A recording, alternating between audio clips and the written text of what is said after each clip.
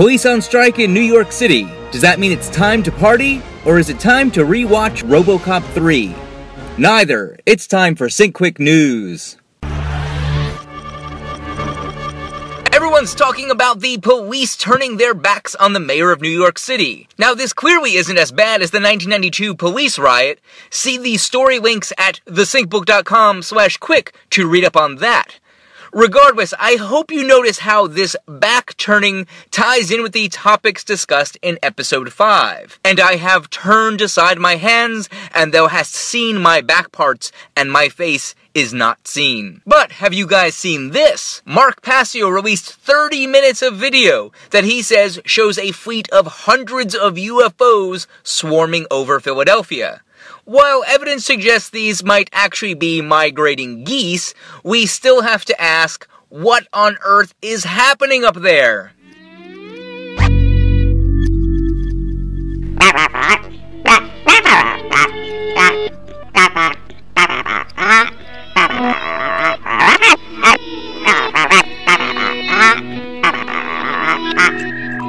What is that noise? Oh man! Thanks, guys! First, JJ Draw gave me this scrolling text bar, and now the Space Dolphins give me a new backdrop. Let us know what you think of all the extra bells and whistles in the comment section below this video. Hey, you know what? While we've all got our eyes looking to the sky, let's see if we can find what appears to be yet another missing airplane. And before we go too far into this, let me point out two quick things. Even though they have found this plane, it's worth paying attention to because there is a definite pattern developing here. Second, Will Morgan, co-host of 42 Minutes, was tracking missing planes all throughout 2012 on his A Few Shots to Shaman blog, along with myself, Sybil Hunter, and Jason Barrera at the Mask of God blog. Now we've got reports of a warning/prediction on Chinese social media 2 weeks before the plane went missing. This next connection comes from Jacques on Facebook. Earlier this year, within weeks of the Malaysian Airlines disappearance, we had the sunken South Korean ferry. Now there are concurrent stories about the missing AirAsia flight and the capsizing of the Greek ferry. And Warren Coleman points out that AirAsia corporate artwork shows a plane flying into Twin Towers, recalling 9/11. 9/11, 9/11, 9/11, 9/11, 9/11, 9/11, 9/11. What flight did you say this was? LaGuardia, this is Global Airlines Flight 33. Global 33? What kind of aircraft is this? This is a jet aircraft. Did you say a jet aircraft? Let me handle it. What I'm trying to tell you is that somehow, some way, in some manner, this aircraft has gone back into time. And it's 1939.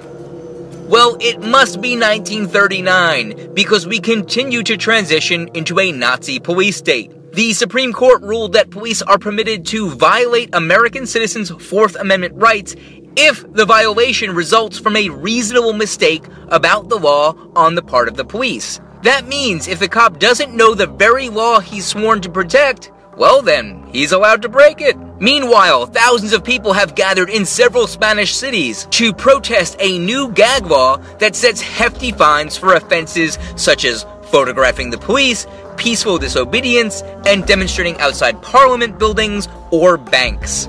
And a human rights group in Berlin, Germany has filed a criminal complaint against the architects of the George W. Bush administration's torture program.